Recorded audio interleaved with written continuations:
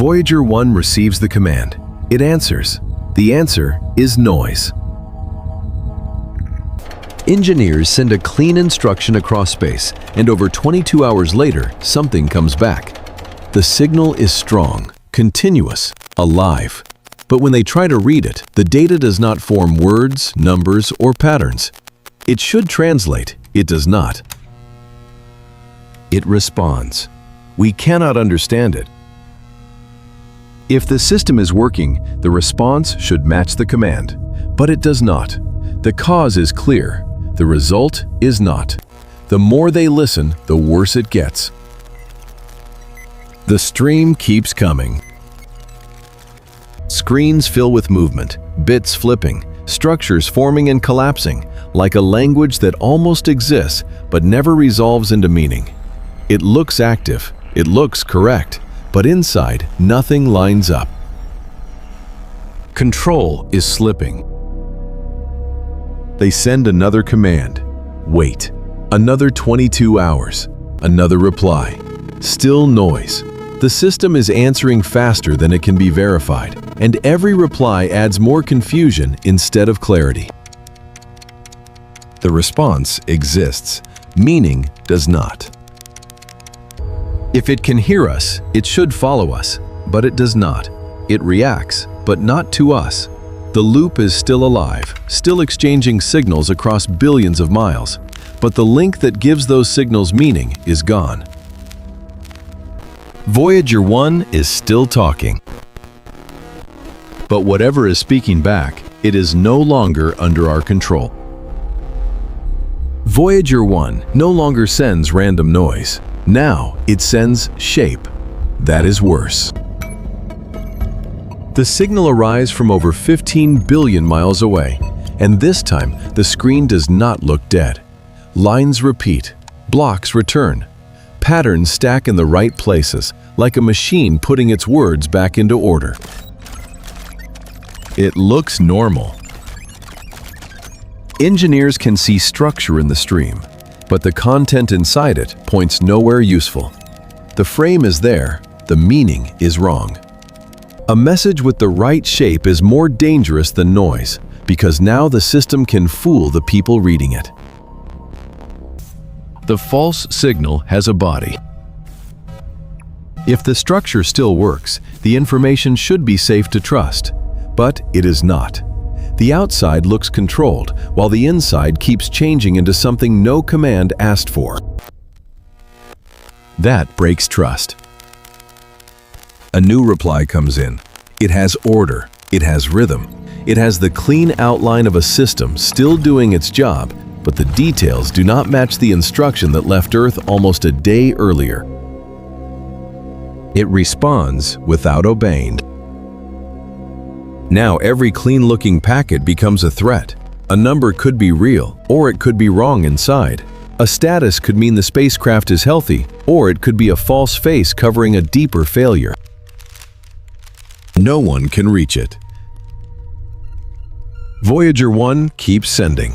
The signal keeps arriving, but the part that made the link useful is gone, because a message that looks correct can no longer be trusted. It still answers. The answer is not ours. Engineers stop treating Voyager 1 like a broken speaker. They look for the broken room. They isolate the data system and begin narrowing the fault piece by piece until one damaged region appears inside its memory. After more than 45 years of operation, one part of the machine has been hit hard enough by space to poison what passes through it. Now the shape makes sense. The signal was not empty. It was being built from a bad place. Commands could still move through the system, but the damaged memory was twisting the output before it reached Earth. The wrong part is speaking. If the damage is isolated, the rest of the system should still be reachable. But it is not enough to know where the wound is, because every correction has to travel billions of miles to a machine no one can touch. False hope arrives clean. Engineers mark the bad region. They plan around it. The idea is simple enough to feel safe. Stop using the damaged part, send the instructions somewhere else, and the stream should come back under control. For a moment, the fear has edges. Voyager 1 is no longer just answering wrong. It has a reason. Radiation broke part of its memory, and that broken part kept feeding the system false information with a clean outline. If this is only memory corruption, correcting the path should restore control. But the next command still has to cross space, enter an aging machine, avoid the damaged section, and prove the answer belongs to us. It responds. Now we think we know why. That is the dangerous part. The fix leaves Earth. Voyager 1 answers wrong. Engineers send new commands built to avoid the damaged memory, and then the waiting starts again. Nearly 2 days pass before the round trip is complete. 1 day out, 1 day back, while the machine keeps moving beyond reach. The reply arrives unusable. This was supposed to be the clean test.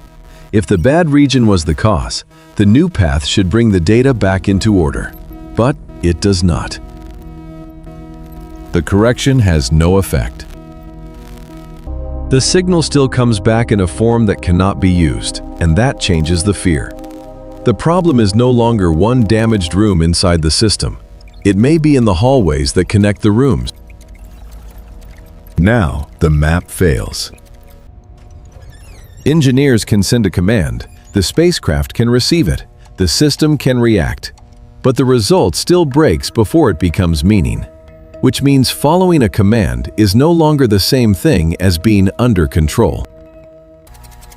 That is the collapse.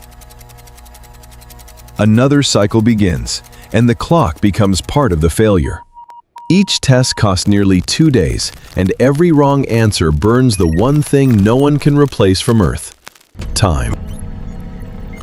Too far to fix fast. If the system follows commands, the output should change, but it does not. The command reaches it, the response comes back, and the same wall is still there. Voyager 1 still responds. But now, response is not proof of control. It is proof that something can keep answering after the people who built it have lost the ability to make the answer matter. Voyager 1 keeps transmitting. The signal is steady, aligned, and alive, but it gives back nothing they can use. On Earth, the screens still fill while the spacecraft moves more than 15 billion miles away, beyond any hand, beyond any repair. It is too far. If it truly worked, our commands should shape what comes back. But they do not. The system keeps answering, and for a while, the only thing left to do is listen. We are not commanding it. That is the maximum failure. A dead machine would stop. A controlled machine would obey. This one keeps speaking from the dark, perfectly active, while control slips out of the loop. Then the signal changes. Stabilized hours ago. We're recovering. Engineers find a way around the damaged memory. They rebuild the path, send new instructions, and wait for the answer to cross space back to Earth. This time, the stream begins to make sense again. Control returns. But it does not return clean. The fix proves the system can still be reached, not that it is safe. Voyager 1 is still ancient, still alone, still surrounded by the same space that broke it once, and every command still has to travel across a distance no one can cross. Nothing can repair it by hand. So the fear changes. We did not lose it forever. We learned how close forever was. The system can still work, but only inside a machine that is wearing down beyond reach. Voyager 1 is talking again. For now, the answer belongs to us. But the next failure is already out there with it.